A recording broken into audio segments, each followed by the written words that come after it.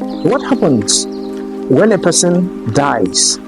When a person passes on, what happened to the property he leaves behind? Who inherit the properties?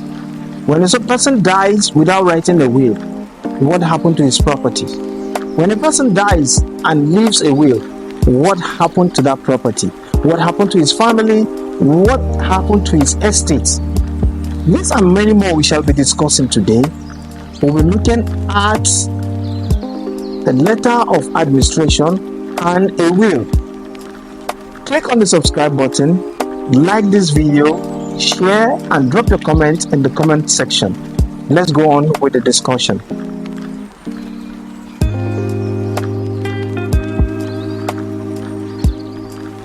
Hi, my name is AI Ango. I'm a legal practitioner, a notary public, and a chartered arbitrator. Today we'll be discussing will and letter of administration. The reason why we'll be discussing these two topics together because they go hand in gloves. First, we'll look at the will before we go into that of letter of administration.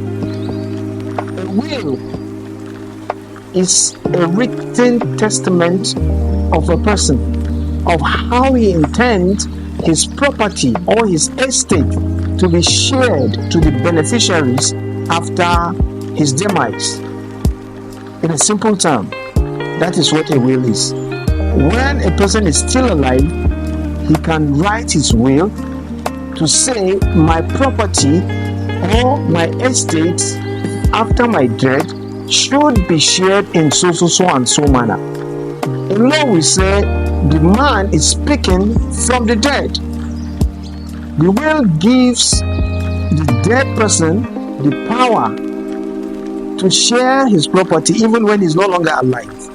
Because in that will, it is what he desires will be done. It is what he wants the property to be put in use that it will be put in use. Nobody can go contrary to what is written in the will, in as much as it has been proved that that will, the person who wrote the will, did that in his senses and is not under any influence or any duress, then that will is recognized by law. Now, how do we write a will? A will is written by a lawyer. You need to have your lawyer to write a will. Ordinarily, any person can write a will. The person who wants to give the will can write his own will. But it is advisable for you to have a lawyer to draft your will for you. In your will, you can state how you desire, how you want your property or estate to be shared among your beneficiaries. Or if you are even donating it out to charity, it is your will. So there's nobody that will question that. But once it has been proved that that will was done voluntarily, and at the time of doing that will, the person doing the will is in his senses. He is not senile, that is age that he cannot reason, and he is 100% healthy, and he is not under any pressure, he is not under any influence or duress, then definitely that will is legitimate. Where there is a will, it solves so many questions that has been or arise after the demise of the testator. Now, when a person dies leaving a will, or he died tested, that is to say, he died leaving a will, and to a greater extent, that also is advisable, because there will not be any back and forth, there will not be any family trouble, there will not be any unnecessary arguments about what he has left behind, so long as that will is legitimate, which we say it must be done by the person in his right sense with a sound mind, not under any influence or duress. That will is legitimate. But anything other than that, that will cannot stand. Where, for example, the testator is being influenced by somebody to write a will and give certain it has been discovered that will cannot stand, or he is under duress, compulsion, blackmail to assign a certain property to a certain person or to give certain thing to certain person, that will cannot stand. Or that person is senile, he's not healthy, he's not sound, he has lost memory due to maybe age or sickness, and then he's just doling out things the way it's unreasonable, then definitely that will cannot stand. But any other thing other than these categories, that will stand. However, when somebody makes a will, and as the years pass on by, he discovers some things he wants to change in that will. He discovered that there are some, maybe he added more properties, or he wants to remove somebody as a beneficiary. He doesn't have to start the will all over again. There's what is called a codicil. The codicil in a will is like an attachment, an additional information, where probably he has donated his property in so and so places to Mr. A. Now he realizes that Mr. A is no longer supposed to be a beneficiary. He can just come to the codicil and say, okay, now initially I have donated so and so property to Mr. A, but now I am removing him as a beneficiary, or I am adding so and so property to Mr. A because I have found him worthy to be so. Whatsoever amendment, whatsoever changes that a testator wants to do, he can do that in a codicil. And a codicil still carries the power a will carry. So, if you want to protect your family, if you want to protect your loved ones, if you want them to benefit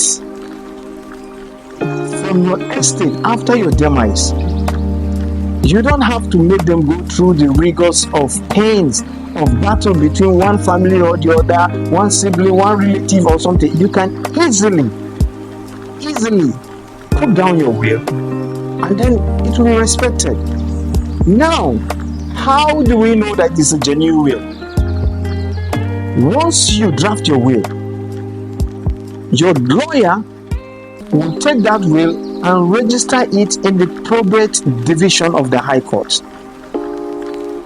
A probate division is that division of the High Court where family issues, death, will, and other things are recorded.